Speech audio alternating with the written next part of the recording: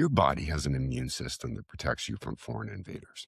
Bacteria, viruses, anything your body doesn't recognize gets attacked and neutralized. It's an extraordinary defense mechanism that keeps you alive. But here's something that most leaders never consider.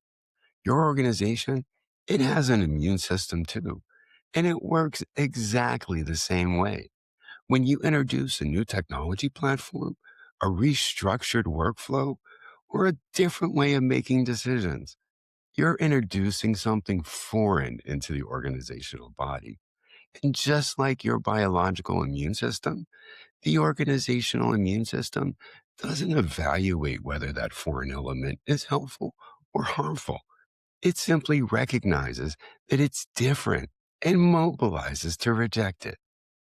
This is why a new project, a new way of doing work, and even an organizational transformation initiative can have executive sponsorship, a solid business case, and a technically superior solution and still fail.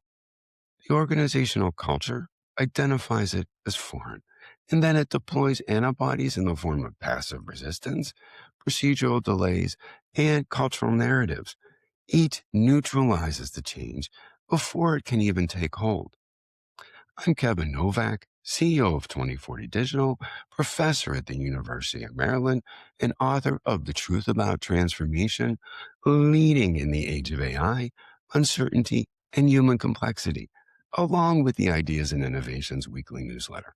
Welcome to the Human Factor Podcast, the show that explores the intersection of humanity, technology, and transformation, along with the psychology behind transformation success. Today, we're exploring the organizational immune system, that invisible cultural defense mechanism that kills more transformations than a bad technology ever could. And I'm joined by James Eliott, CEO of the James Eliott and Company Incorporated, who has spent over 30 years working with hundreds of organizations navigating exactly this phenomenon. This is season 2, episode 5. And if you've been following this season, you know we've been building towards something. In episode 1, we explored the identity crisis that transformation triggers, how change threatens people's professional sense of self. In episode 2, with Elizabeth Stewart, we examined emotional contagion, how anxiety and resistance spread through organizations like a virus.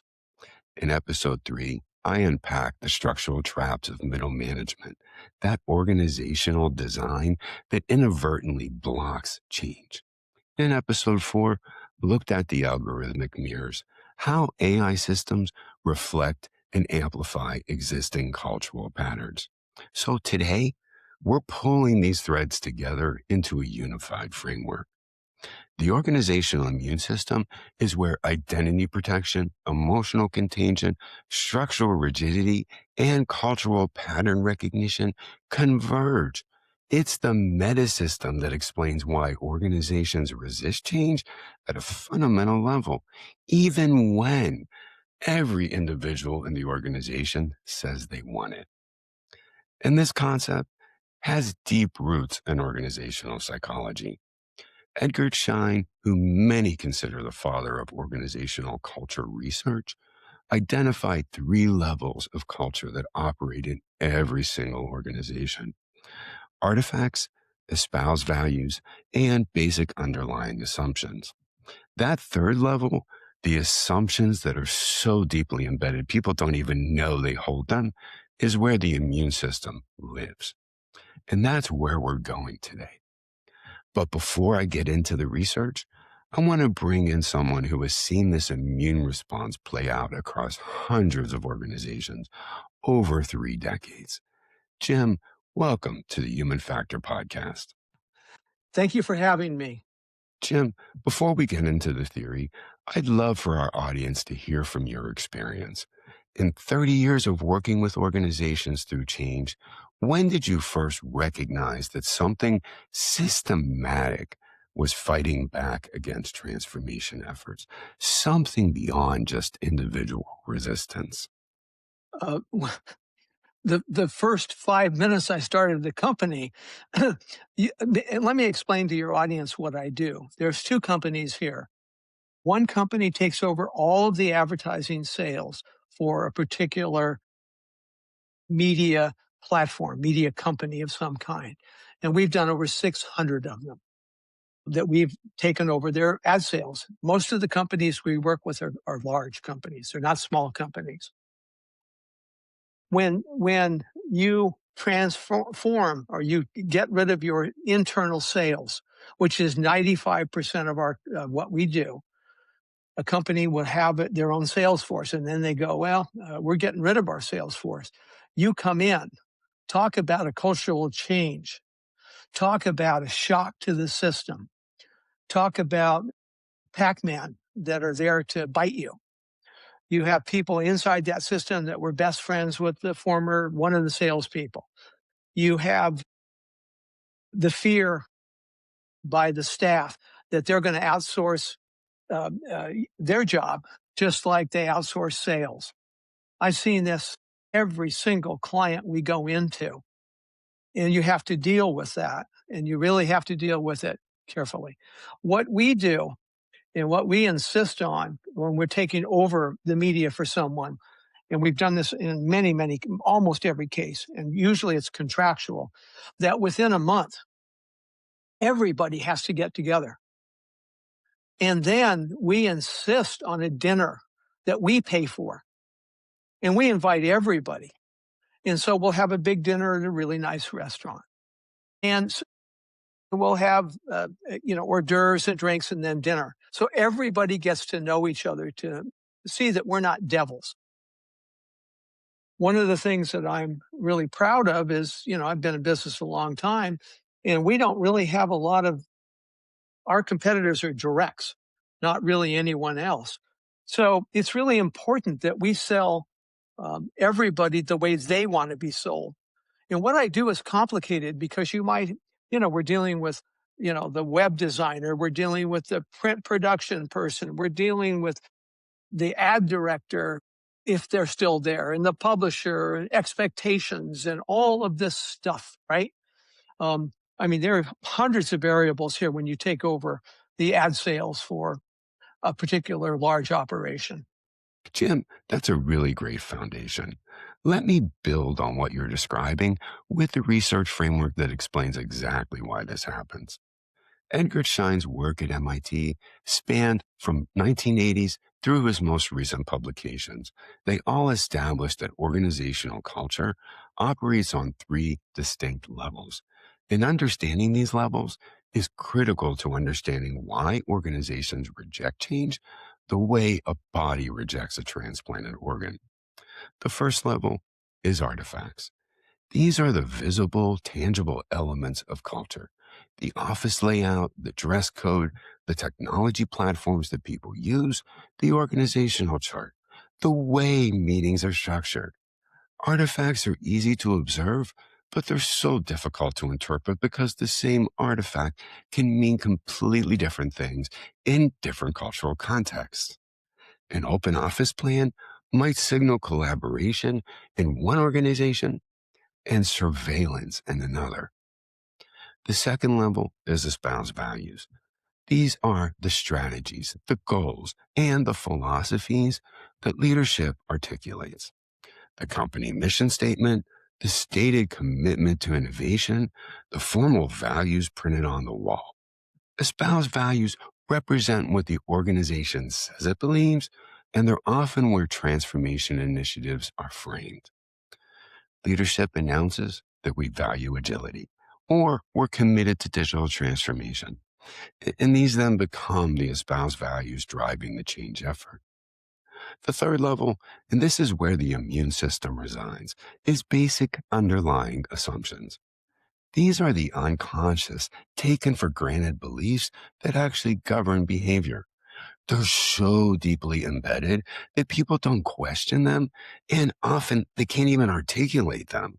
Schein described them as the ultimate source of values and action within a culture.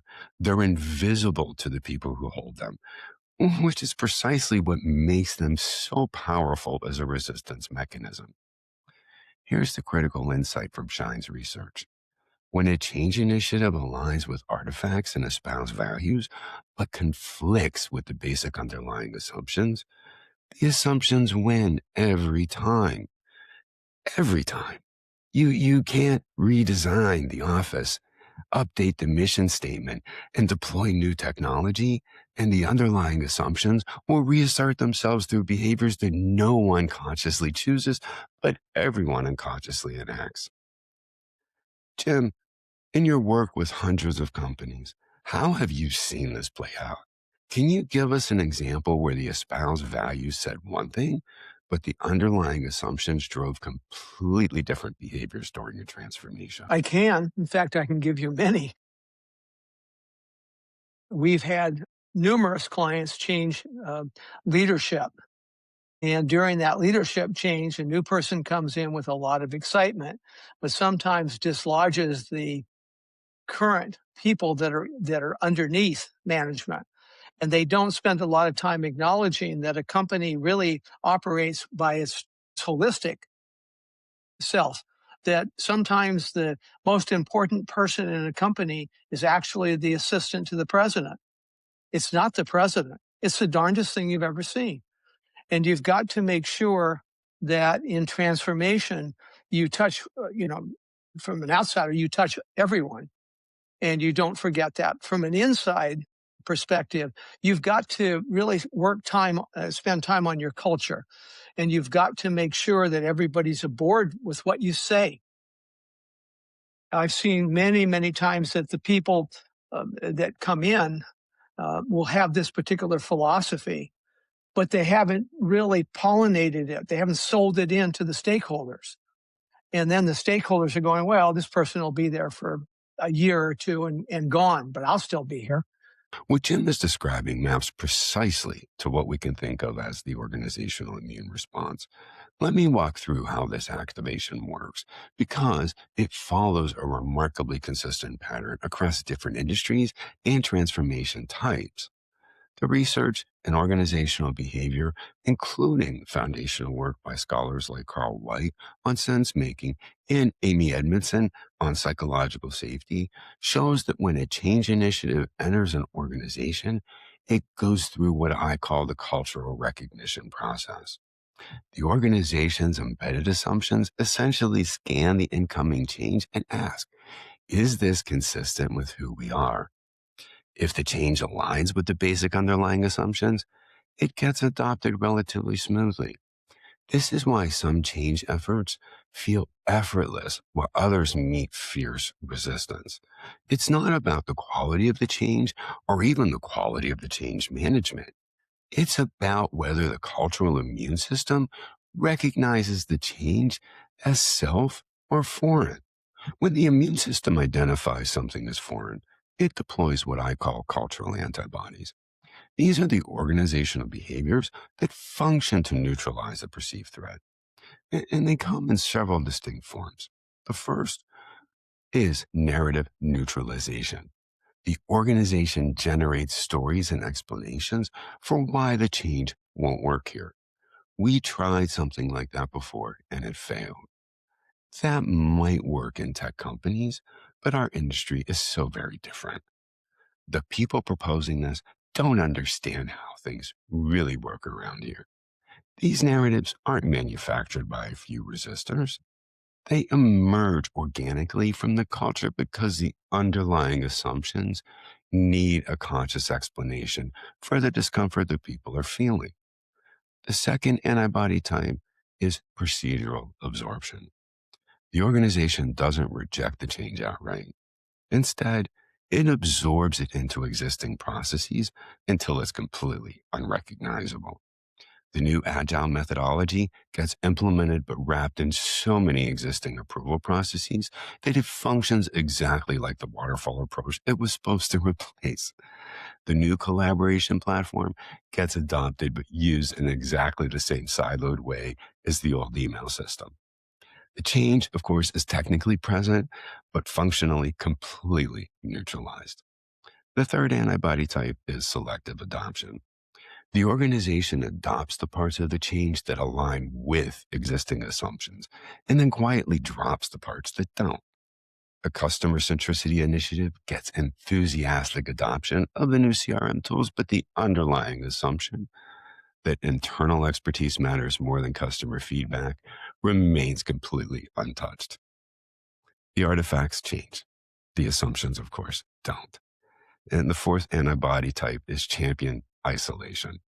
When individuals genuinely embrace the change and begin working differently, the organizational immune system isolates them.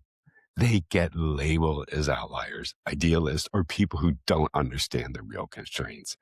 Their success gets attributed to unique circumstances rather than the merit of the new approach. Culture protects itself by ensuring that successful adoption doesn't spread anywhere. Jim, which of these antibody types do you see most frequently in your consulting work? And are there organizations that are particularly susceptible to one type over another? Um, Not as prolific as yours in the academe world, but you know that I was chairman of a school that was also a junior college. And I saw the second one in that repeatedly. We tried this, we tried this, we tried this as a regular excuse coming out of the staff there. I've seen that in nonprofits all the time. We tried that. Oh, yeah, come on. It's not going to work. But then when you examine it more carefully, you determine that a couple things. Maybe you tried it, but the timing was wrong. Maybe you tried it, but you really didn't put everything into it. Maybe management wasn't really behind it when you tried it. And there's probably a dozen more variables here. So I see that a lot on that last one.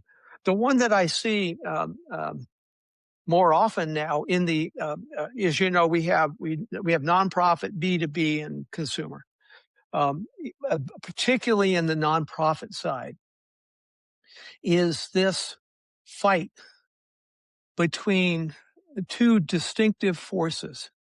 They're very, very obvious. Force one is the new leader and staff comes in, and they're progressive. They see change. They know change is necessary. And they are committed to change within their organizational capabilities. But the other side is you're working on a client and suddenly they bring in an executive director who was brought in by the board to go backwards. Well, we want to be the way it was. And we see a lot of that, particularly in the nonprofit side. Let's go back instead of forward. So, Jim, in that regard, do you, with the associations, or really any organizations, you have longtime or company or customers and clients. Um, is it the longevity of the company? So, when an association is 100 years old, is that where there is more? That culture is so much more embedded. That immune system is so much more ingrained. It really depends on the association. There are some that have been working on their culture for a very long time.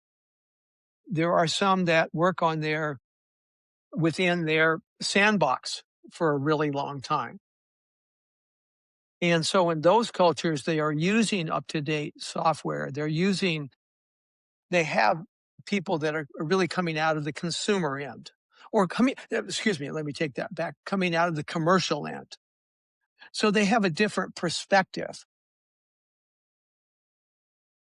I think so you see that. At the same time, you see other clients that we have had, thank God we don't have any now, that have gone really backwards. Well, this print product used to have, 100 pages and now it only has 50. At the same time, they're not doing anything to enhance their digital presence in the digital transformation. But we go both ways. We've had a long-term client that had a print thing, but then went into digital and replaced the revenue over time with all the kinds of digital products. But the woman that runs it came out of the commercial side. It's very, very progressive. Let's make the invisible visible. This is where measurement becomes critical, and it connects directly to what we have discussed in Season 1, Episode 10 on measuring the human factor. The challenge with organizational immune systems is that it operates below the level of conscious awareness. People don't wake up in the morning and decide to deploy cultural antibodies. The responses emerge from the collective enactment of shared assumptions that nobody can see. So, how do you diagnose something invisible? The answer is that you look for the behavioral signatures that immune activation leaves behind. Research on organizational resistance, including work by Jeffrey Ford and Laurie Ford, was published in Harvard Business Review. It suggests that resistance is actually a form of engagement, not disengagement. People resist because they care about the organization. And the immune response is the organization caring about its very own survival. At 2040 Digital, we look for several diagnostic indicators. First, we examine the gap between espoused support and behavioral adoption. As we discussed in Season 1, stated support for transformation typically runs 40 to 50 percentage points ahead of actual behavioral change. But the pattern of that gap tells you which assumptions are being violated. If adoption is high for technology tools, but low for new decision-making processes, the immune system is protecting assumptions about authority and expertise rather than assumptions about the technology. Second, we track narrative patterns. What stories are people telling about the transformation? Stories that begin with, that's great in theory, but, or what leadership doesn't understand are diagnostic of which underlying assumptions are actually being threatened. The content of the resistance narrative reveals the content of the underlying assumption. Third, we look at where workarounds emerge. Workarounds are the most reliable behavioral indicator of immune activation. They show you exactly where the new approach conflicts with the deeply held assumptions. If people are finding ways to maintain old approval hierarchies within a new flat decision-making structure, the immune system is protecting assumptions about how authority should actually work. Fourth, we examine social network changes. When transformation begins, do informal networks reorganize around old versus new approaches? Do early adopters become isolated from their peer groups? These network dynamics reveal the immune system's champion isolation response in real time. Jim, when you're brought into an organization that's struggling with a transformation, what are the first diagnostic signals that you're going to look for?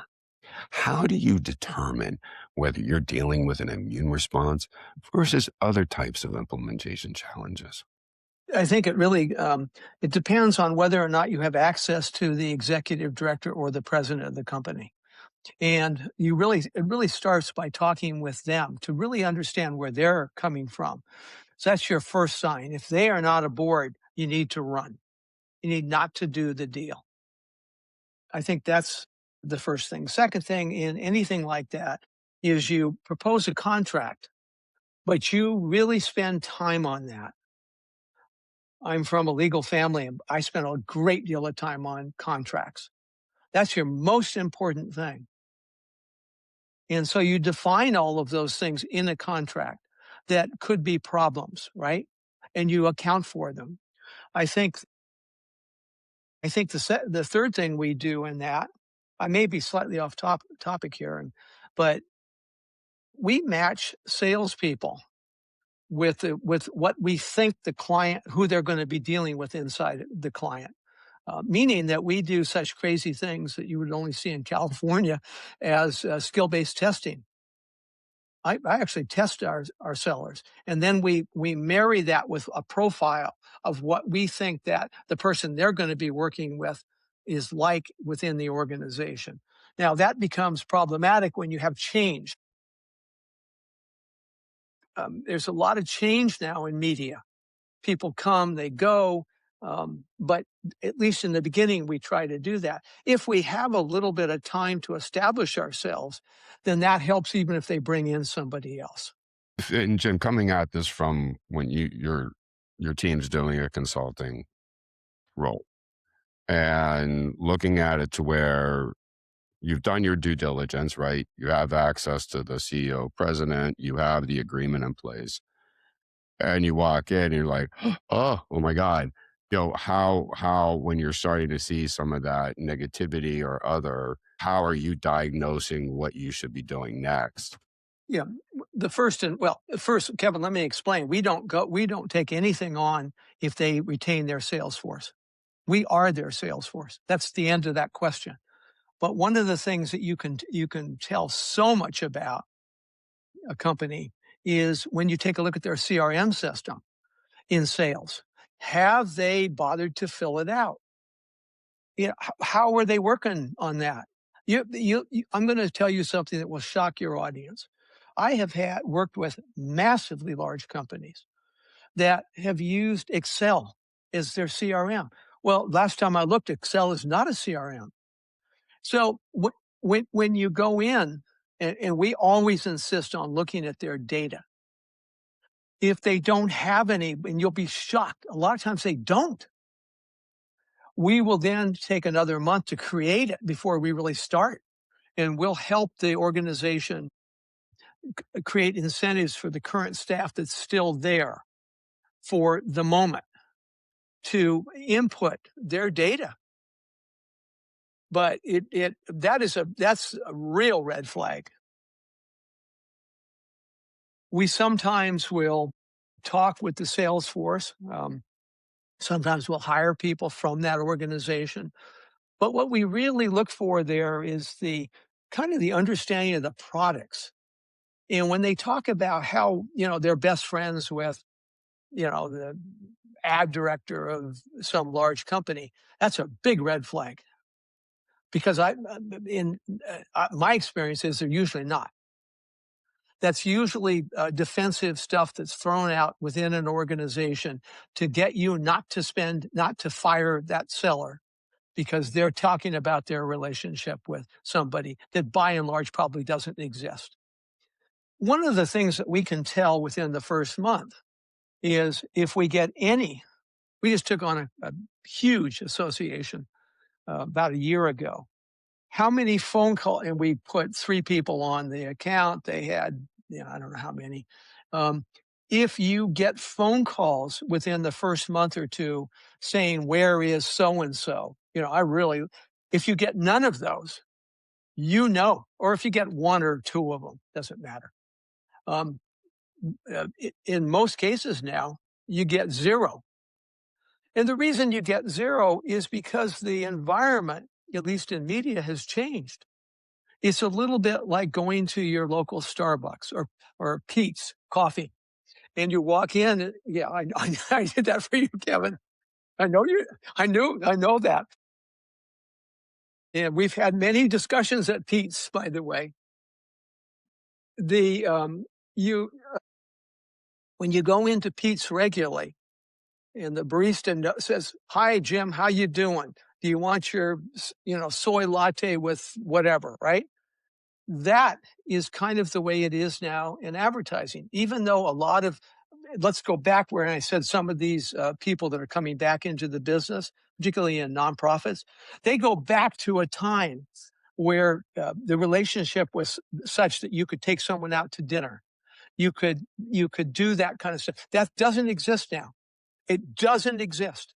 I don't care if someone tells you that it exists, it does not exist. What exists is your understanding of the particular product that you're selling. And then your ability to go in and to try to help that person do a better job.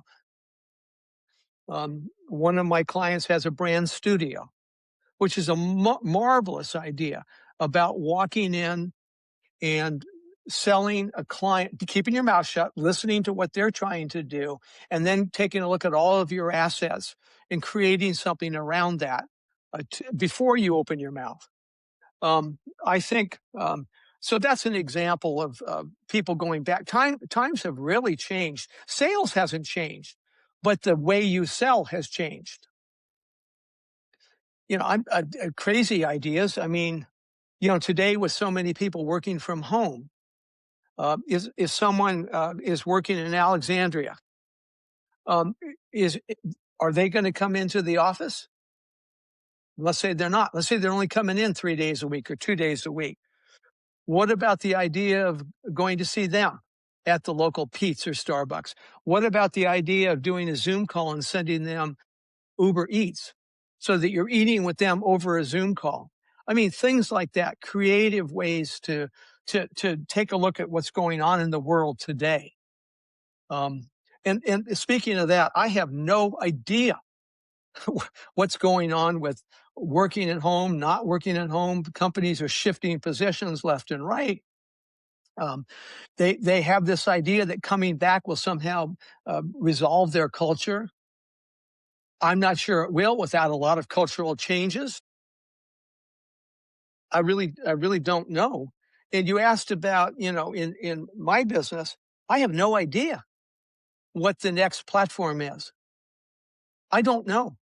I'm involved with an organization overseas in London, and so I'm involved with a lot of European initiatives, some Asian, some Indian initiatives.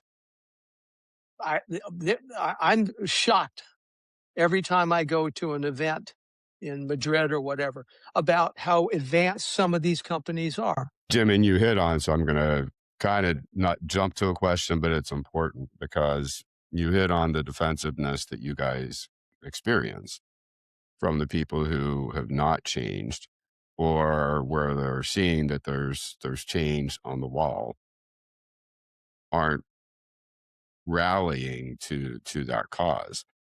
And I talk a lot about identity threat and identity protectionism, which often is, it's not the resistance as much as people are trying to redefine themselves. And that's fearful. They feel threatened professionally, and that often infuses them personally as well.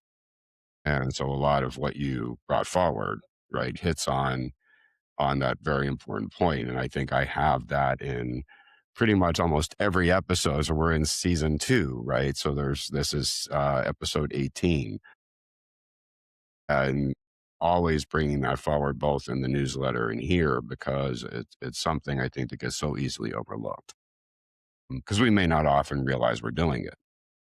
And having that hydration and that awareness that actually recognizes I don't know what I don't know and I need to go find it out is critical, particularly in how fast things are moving today. This is one of the things that I've had to do throughout my career, which is really rough, is recognize that I may have to change the business model here.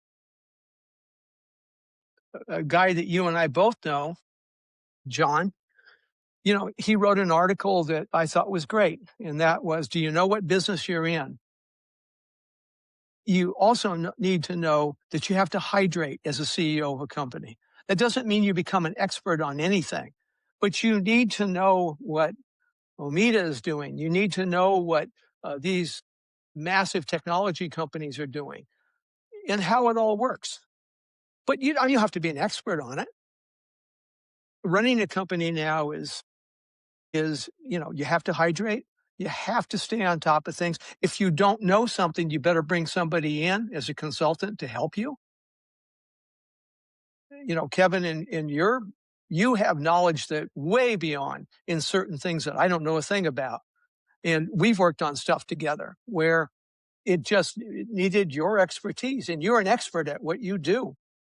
So I don't try to go out of my swim lanes here at all. I try to stay in. And then when I don't know something, go to, Professor Novak.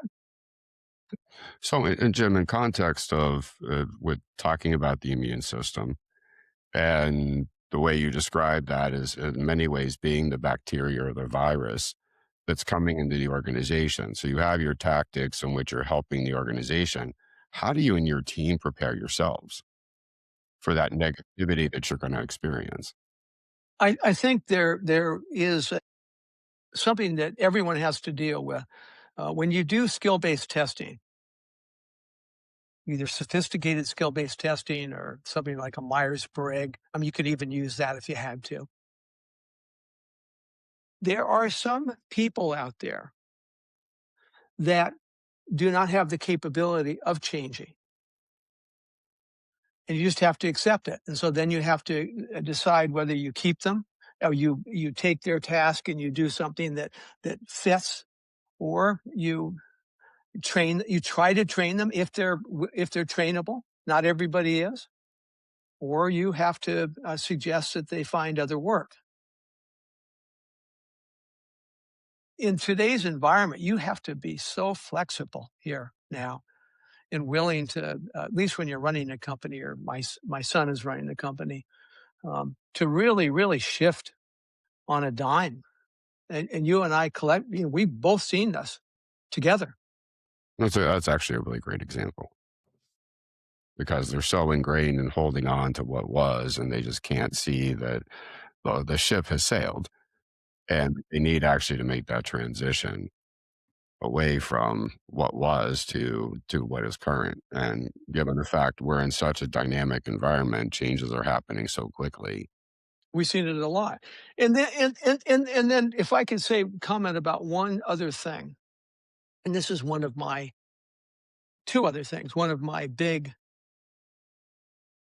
deals is you also have to determine with the client what their hidden agenda is at the top. Are they really talking about folding something down? They're just using you as an excuse for the board. Are they selling? That kind of thing. I think that's really critical. My second thought, I forgot, but it'll come back to me. This brings us to what I think is the most important insight about organizational immune systems. You cannot defeat it. If you try to overpower cultural resistance through a mandate, you trigger a stronger immune response. If you try to bypass it through stealth implementation, it eventually catches up to you. The only sustainable approach is to work with the immune system rather than against it. And this is where Schein's work becomes practically actionable. He argued that cultural change doesn't happen by attacking existing assumptions. It happens by creating conditions where new assumptions can develop alongside existing ones until the new assumptions prove more useful for solving the problems that the organization actually faces. In practice, this means several things. First, you need to make the immune system visible before you trigger it. This is the diagnostic work I discussed before. Before launching a transformation, map the basic underlying assumptions that the change will challenge. If you're implementing a collaborative decision-making platform in an organization that deeply assumes decisions should come from experts, you need to know that before day one, not discover it at month 6 when adoption has stalled completely. Second, you need to introduce change in ways the immune system recognizes it as compatible. Instead of framing a new technology as replacing the old way of working, you got to frame it as enhancing the things the culture already values. If the organization's underlying assumption is that individual expertise matters most, show then how the new tool amplifies individual expertise rather than threatening it. You're essentially coding the transplant and proteins the immune system recognizes as itself. Third, you need to build psychological safety for assumption testing. This connects back to season 2, episode 1 on identity crisis. People need to feel safe enough to examine their own assumptions, try new behaviors, and acknowledge when old approaches aren't working anymore. Without psychological safety, the immune system has no mechanism for updating its recognition patterns. Fourth, use early adopters as the bridges, not the outliers. Instead of letting the immune system isolate people who embrace the change, design structures that make early adopters the connectors between old and new approaches. Pair them with respected members of the existing culture that helps then adoption spread through trusted relationships rather than being perceived as an invasion from the outside. And fifth, measure assumption shift, not just behavior change. The transformation isn't complete when people use the new system. It's complete when the underlying assumptions have evolved to make the new behaviors feel organic and natural rather than forced. This is the difference between compliance and culture change. And it's the difference between transformations that stick and those that regress the moment leadership attention moves elsewhere. Jim, in your experience working with organizations over the 30 years, what approaches have you found most effective for actually changing those deep underlying assumptions rather than just changing those surface behaviors? What separates organizations that achieve genuine culture shift from those that achieve only temporary compliance? When COVID broke out, and talk about my group, I came out and we had a all hands meeting and I said, I'm scared to death here. I don't know what's going on. I don't know what's going to happen in advertising or exhibit sales or any of it. No idea. And I need you people to know that. And I'll try to lead to the best I can with the information that I can glean with a little bit of projection, but I can't project very far out. And you just need to know it. And I'm going to do everything I can to protect jobs, but there could be a point, and just be honest. And people don't quit when you talk like that.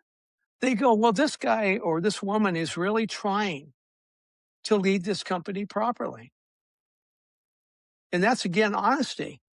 It's okay for the CEO to be scared, I think. Well, the interesting thing, Jim, is there's in last week's episode and bringing up to your point is if you're being honest, your body language, your gestures, your facial expression are begetting that honesty that you're putting forward. Because what most people pick up on unconsciously is the body movements, the gesture, not the words out of someone's mouth.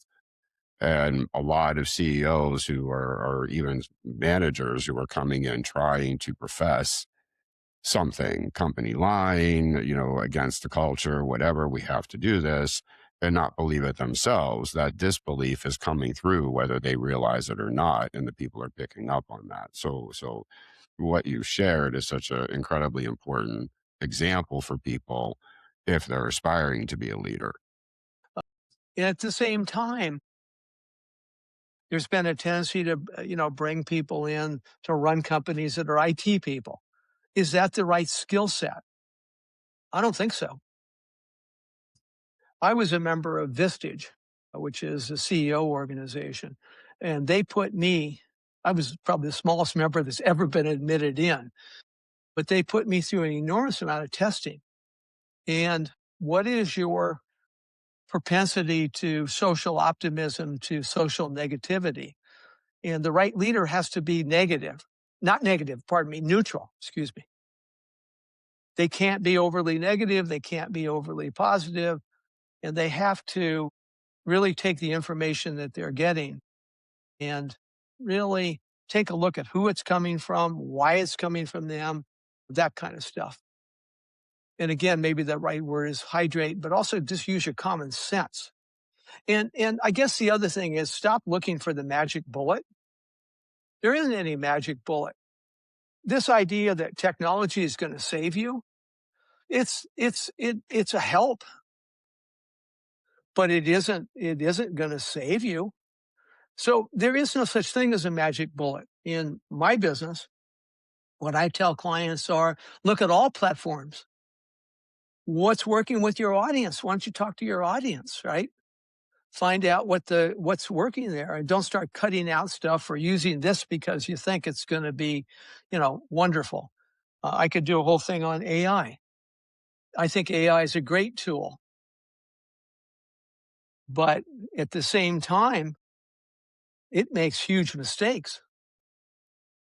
And you got to be careful. I mean, there is no magic bullet here. Before we close, I want to connect today's conversation back to the full season 2 arc so far, because the organizational immune system is really the unifying framework for everything that we've explored so far this season.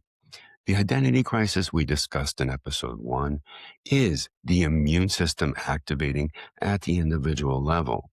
When transformation threatens someone's professional identity, their personal immune response generates the protective behaviors that look like resistance, but are really self preservation. Emotional contagion from episode 2 is the transmission mechanism, the way individual immune responses spread through the organizational body until they become collective. The structural traps from episode 3 are the institutional immune responses, the organizational designs and processes that have evolved specifically to maintain the status quo. And the algorithmic mirrors from episode 4 show how technology can either reinforce existing immune patterns or, if designed thoughtfully, help organizations see their own assumptions more clearly. The organizational immune system is the meta pattern that connects all of these. It's the system that coordinates identity protection, emotional contagion, structural rigidity, and cultural pattern recognition into a unified defense against change. Understanding it as a system rather than a collection of individual problems is what makes it possible to design transformation approaches that are actually going to work and succeed. Jim, as someone who works with organizations through these challenges every day, what are the things you wish more leaders understood about organizational culture and its resistance to change? Yeah, I think the things that really matter long term are the head person really spending time on the culture, really getting to know the people within their organization, really, if they can do any skill-based testing, really realize what that is. What is Jim a person that is an idea person, or is he a tactical person? Is he in the right role? If he isn't, what do I really need?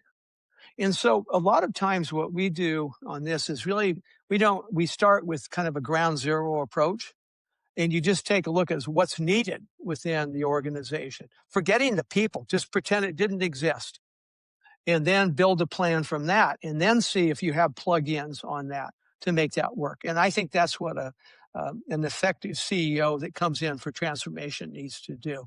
And he needs to articulate it and not use words like mission statements or any of that. Just get up and say, look, we're in this because of whatever. And we want to see everybody grow. It's a very, very challenging environment. Just admit the environment. We don't know how we're going to have to change, but we are in this for we want to keep jobs. We want to keep you going in a very turbulent environment, and just recognize it and then go see everybody. And then if there's acquisition involved, oh my God, you've got to really, really work on that. How do you integrate the new company coming in? Are the compensations programs the same, right? Or did the acquired company have a better thing for advertising sales? How does that, really spend time and bring experts in to take a hard look at that, and then talk to these people up front about when you do acquire them, and make the hard call here. Jim, thank you so much for joining us today. Your 3 decades of experience working with hundreds of organizations brings a depth of practical insight that makes this research come alive for our audience. Thank you for having me. Do you have any final comments that you want to share? And that final comment is, it really appreciates you and the fact that you're doing this, uh, uh, these series, and how you're coming out of academe and actually out of, you have a terrific career in B2B and in your consulting business, but spending the time to recognize the kinds of things that you are now putting on your podcast. And that this is not about technology. It isn't about, it's about people. And how do you, how do you recognize people and how do you properly treat people and all the things that many of your, last 17 podcasts have talked about. So what I say to your audience is, let's give Kevin a round of applause and keep you going here, because this is valuable stuff. I'm actually not kidding. The organizational immune system isn't your enemy. It's the mechanism your culture uses to maintain coherence and stability. The problem isn't that the immune system exists. The problem is that most transformation approaches trigger it unnecessarily by ignoring the deep cultural assumptions that Schein identified decades ago. When you understand the culture operates on these three levels, and that the deepest level of basic underlying assumption is where resistance truly lives, you can design transformation approaches that work with human psychology rather than fighting against it. You can introduce change in ways the culture recognizes as compatible. You can build the psychological safety necessary for assumption testing. And you can measure whether genuine culture shift is occurring rather than just tracking compliance metrics that mask the real picture. In our next episode, we're looking at one of the most powerful antibodies in the organizational immune system we discussed today: silence. Not the kind of silence that comes from having nothing to say. It's the kind that comes from having learned through years of subtle reinforcement that saying something carries more risk than staying quiet. The data here shows that 1 in 3 employees who know about problems in their organization never report them. And nearly half of those who do speak up face retaliation. Your organization says it wants candor, but what it is actually teaching people to do? Well, tune in next week to find out. If you found today's episode valuable, here's how you can explore these concepts further. Subscribe to the Human Factor podcast wherever you watch or listen to podcasts. Leave a rating and a comment. Share this episode with your leadership team, because understanding the immune system is the first step to working with it rather than fighting against it. And if you want weekly insights about transformation psychology, organizational behavior, and the human factors that determine transformation success, subscribe to my Ideas and Innovations newsletter on 2040 Digital's website or on our Substack. Every week, I share practical frameworks and research on why change succeeds or fails. And connect with me on LinkedIn as well. I post regularly about the psychology of transformation, and I love hearing from listeners about their own experiences with today's subject, the organizational immune response. Until next time, remember, your organization's culture isn't resisting change to be difficult. It's protecting what it knows. The question isn't how to defeat that protection. It's how to help the culture evolve its definition of what it needs to protect. This is the Human Factor Podcast. I'm Kevin Novak. Thanks for watching or listening.